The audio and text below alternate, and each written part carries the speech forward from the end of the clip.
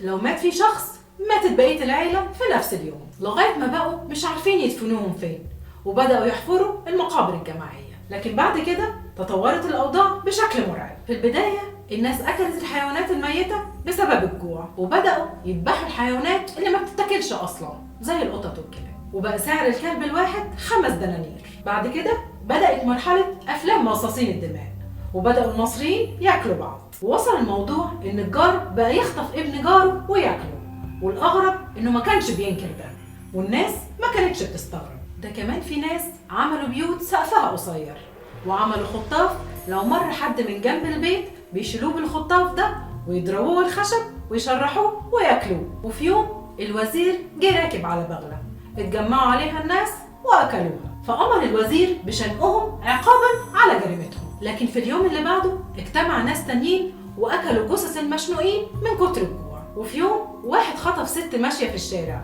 ودخلها بيت فيه سكاكين وأثر دم، وربطها وبدأ في تشريح رجليها وهي بتصرخ ومحدش سمعها، وولع الفحم وبدأ يطبخ اللحمة اللي قطعها من جسمها وياكلها. وبعد ما أكل شرب خمرة وسكر وأغمى عليه، وهي قدرت تفك نفسها وتهرب.